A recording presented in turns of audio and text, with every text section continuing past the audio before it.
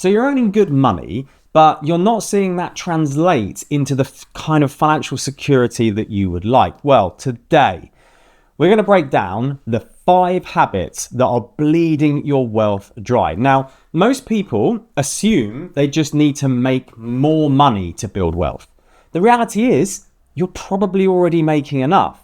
The problem is 5 big habits that are just absolutely destroying your wealth faster than you can build it. Look, after helping hundreds of people build 7-figure net worths, I have seen pretty much the same 5 patterns destroy their wealth over and over again. So I'm going to walk you through all 5 of these habits and give you the quick fixes that stop each one of them dead in the tracks. The first one, it's so obvious that most people never even notice they're doing it. Habit number 1 is obsessing and focusing over your salary instead of tracking your actual wealth. And honestly, this is the one that catches everybody out. Here's what this looks like. You're constantly checking like your pay slip. You're stressed about bonuses. You're chasing that kind of next promotion. But you never actually look at what you're keeping, what your net worth is, what the stickiness is of your income is. You don't know your net worth. All you know is I earn X amount. And I get it because I did this too. Early in my career, I'd get a pay rise, feel brilliant about it for a week. But then my savings and my investments, well, they'd look exactly the same 6 months later. Here is why this destroys your wealth. Your salary kind of grows in a straight line, right? It's linear progression. You earn sort of a little bit more each year, usually. But your wealth grows exponentially. Let me explain what I mean, right? So let's say you start putting money into investments. At first, you know this, pretty much not a lot happens. But as that pot grows, something magical starts to kick in, compound growth. Your investments start making money on the money that it's already made. And eventually you hit this point where your wealth is growing faster from your investment returns than your salary is increasing. Your portfolio might be growing £15,000 a year while your salary is only going up by 3 or 4. Really, really powerful. Here's what's super powerful about this. Once this sort of thing happens, you've basically won. You're not trading your time for money anymore. Your wealth is working for you. There's this kind of idea that I use with my clients, and I call it income stickiness. Basically, it's just how much of each kind of pound that you earn actually stays with you, gets stuck with you and gets turned into an asset. For most people, it is shockingly low, so low. They've got this massive headline income, oh, I earn all this money, but it all just comes in and then washes straight back out again. So here is your quick fix. Start tracking just one number, your net worth. Really super simple. Your assets minus your liabilities. All you need to know, just a simple spreadsheet, can take you 5 minutes. In my experience, what gets measured gets multiplied. When you start watching this number, your net worth number, instead of things like your salary, everything changes, right? You stop kind of chasing arbitrary pay rises and start actually trying to build exponential wealth via that kind of wealth machine. By the way, drop a comment and let me know, do you actually track your net worth? I think it's something that seems so simple, but so many people I speak to don't actually do it, right? So I'm curious how many of you are actually doing this already versus other arbitrary things like your salary, for instance. So comment below and let me know. Habit number 2. Now, once you've focused on wealth instead of income, the next big silent killer, tax drag. Here's the thing. Most people know they pay a lot in tax, right? But they just accept it like it's the weather. If you earn over, say, £100,000 in the UK, firstly, good work. The reality is you can easily lose over half of your income to tax and national insurance. It's crazy. But here's what most people also don't realize.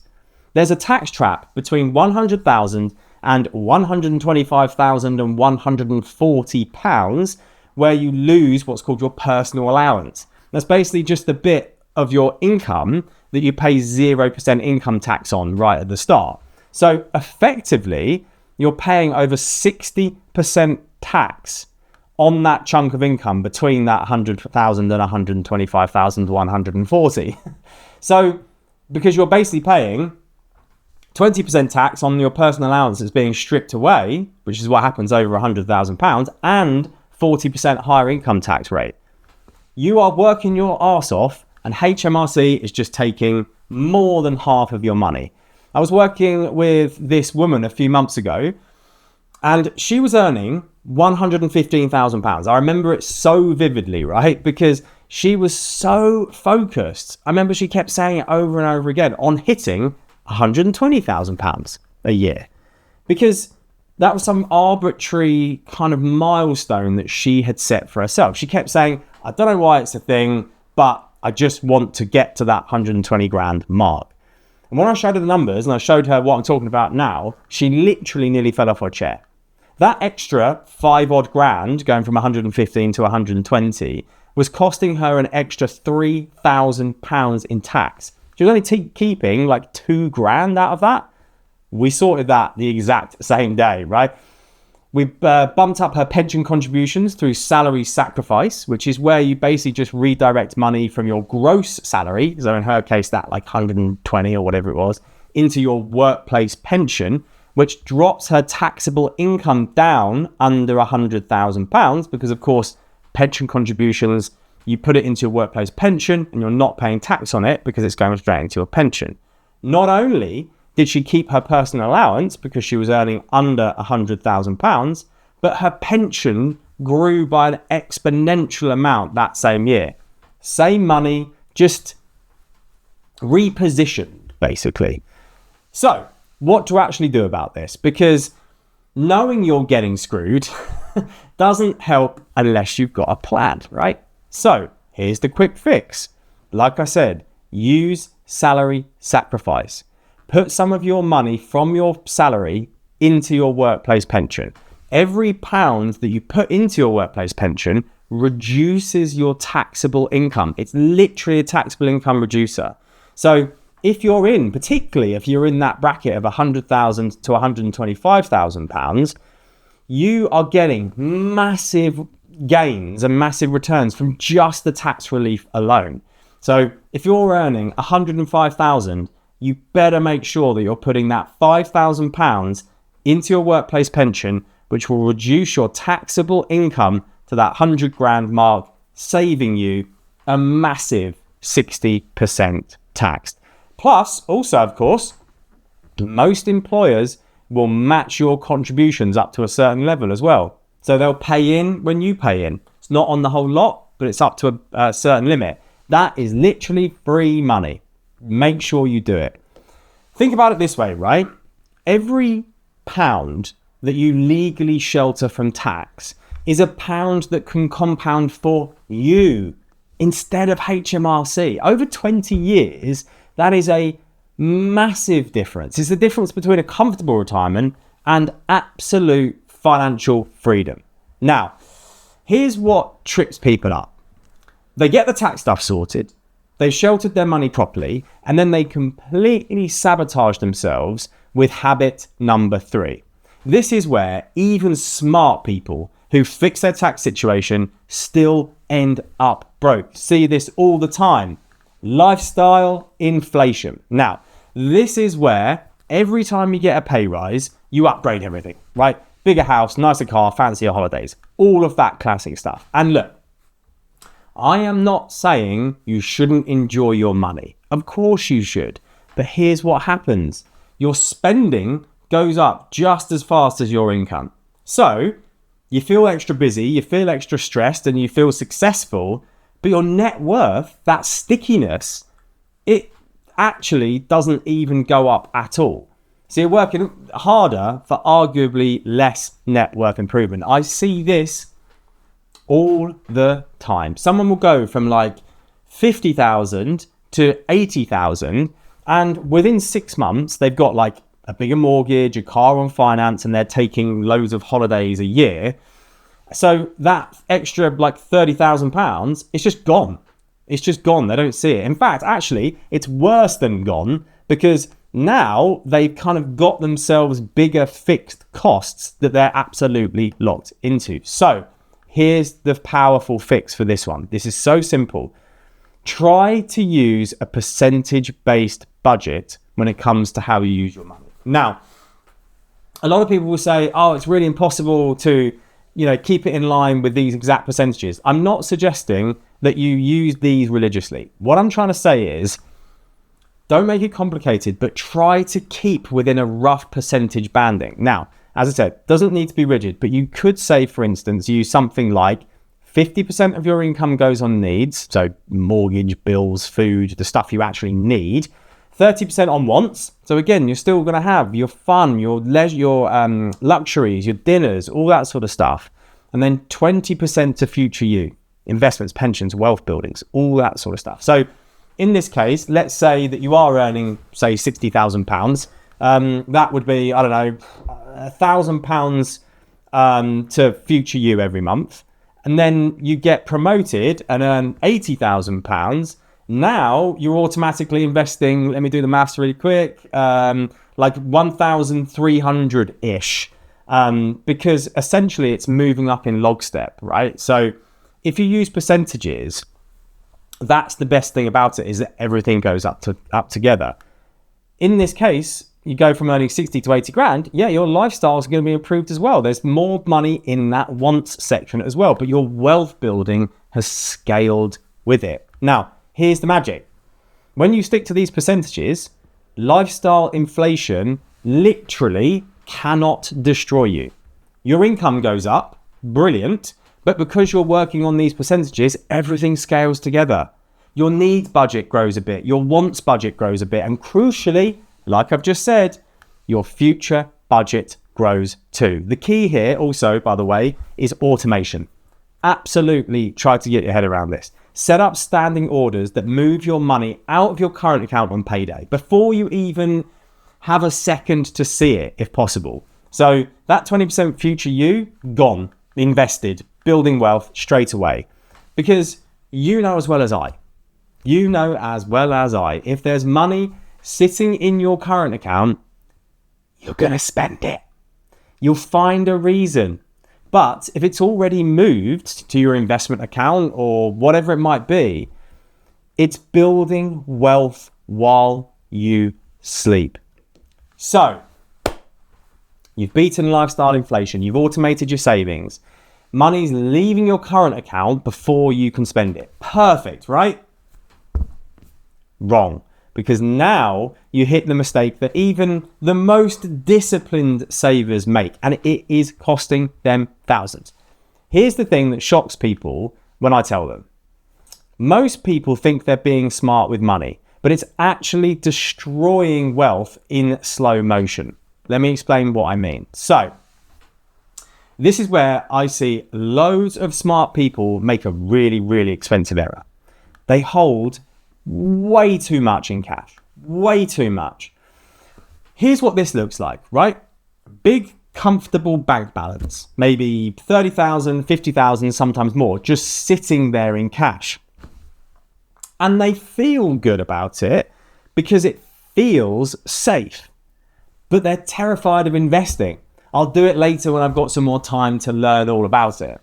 This might be sounding a little bit familiar, but here's what really makes this important and why this destroys your wealth.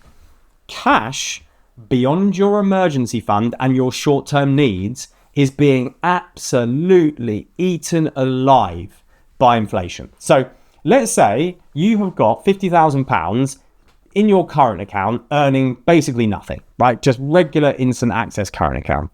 With inflation running at just 3%, it's arguably more than that, but just say it's at 3% for now, you are losing £1,500 a year of purchasing power of your money. That 50,000 is still going to be £50,000 coins, but it can only spend 1,500 quid less than 50,000 than it could do last year. Every single year. I don't know any investment that loses 3% every single year without fail. Over a decade, you're going to lose at least £15,000 worth of spending from that 50,000. So let me show you this in the full picture. That £50,000 over 10 years, you're down £15,000 in buying power, as I said. Now, the same £50,000 invested at, like, let's say a normal rate of return, that could be worth £90,000.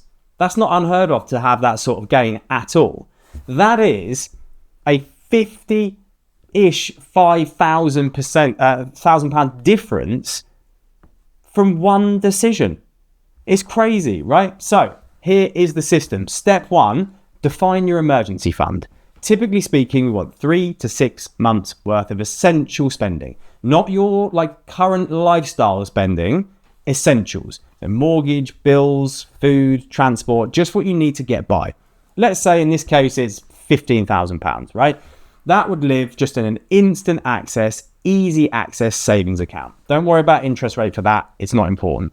Step 2, everything above that gets a job. This is the most critical thing that you need to sort of keep in the front of your mind. Give your pound a job. If you need it within 3 years, so if you need that money within 3 years, like a house deposit, new car, whatever, just leave it in cash, or at the very least, a very, very, very low risk investment solution like a short-term bond fund or something like that. But if you don't need it for 5 years or even longer, it gets invested. ISAs, pensions, into a diversified portfolio. Here is an absolutely simple rule that I use with every single one of my clients. If you do not need that money for 5 years plus, it does not live in cash. It drives me crazy. People lose so much money of it out of all of this, because over 5 years, you've got time to ride out investment wobbles. And historically, a diversified investment portfolio will beat cash by miles over that 5 to 10 year time horizon or longer. We're talking potentially like 7 to 8% return as a moderate conservative guess versus losing money to inflation, right? It's not clever. Now, all of this assumes one critical thing, that your income actually continues to keep coming in. And that brings us to habit number 5. And it's the one that if you've watched any of my other videos, you will know how much of a frustration it is to me, how much people overlook it. Failing to protect your income. Here's the situation, right? Let's say you've got a big mortgage, maybe kids, you've built this lovely lifestyle, but you've got no real safety net if you can't work and pay and have an income coming in. Most high earners, right, they'll probably have minimal sick pay from their employers, maybe 3 months if you're absolutely lucky, often less. I know loads of people with like a week's worth of sick pay. Think about it, right? If you're earning £100,000 a year and you're off work for a year with serious illness or injury, you're not just like losing that income, you're probably burning through things like investments that were meant for long-term wealth. You might even have to sell those assets at the worst possible time, crystallizing losses. So I want to tell you this story about a mate of mine who was a self-employed consultant, was doing really well. I think he was earning like well over like £150,000 a year, right? But I spoke to him about it at the time, he had no income protection because I'm healthy, I'll be fine. Well, broke his back in a cycling accident. And he couldn't work for like, I think 8 months or something like that, I think it was. Absolutely wiped out everything, wiped out his savings, everything he'd built was just gone, basically. And here's the thing that really pisses me off about all of this. It's completely preventable. And I get it, right? Because insurance feels like a waste of money when you're healthy. You're like, well, why would I pay out this money because I'm not going to get a return on it and it doesn't really work. But let me please try to reframe this for you. Here's how to fix it. Treat your income as like the fuel that is the engine of your wealth plan. The fuel that makes everything else possible. Without it, everything falls apart. So have a look at this.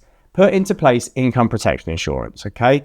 Think about what you've got in terms of your existing sick pay or whatever it is. Yes, it's going to cost you money and you're going to feel like it's going to be a waste. But let me tell you this. Position it correctly. The insurance isn't an expense. It's a guardrail that allows you to invest more aggressively without fear. So like for me, for instance, I've got income protection because what that allows me to then do is be more punchy and invest more of my money because I know that I'm not going to have to ever get myself in a situation where I've got to like in cash a really risky investment that I've got and like it's when it's down like 20%, right, and lose loads of money. So just view it as a guardrail that allows you to invest aggressively without fear of getting in the way. Think of it like this, right? With income protection, you can keep your emergency fund smaller and invest more because it's, as I said, if something happens, you've got the insurance to cover you. And honestly, once you've got this in place, I promise you, you'll sleep better at night. I know that sounds soft and it's not sexy, but it's real.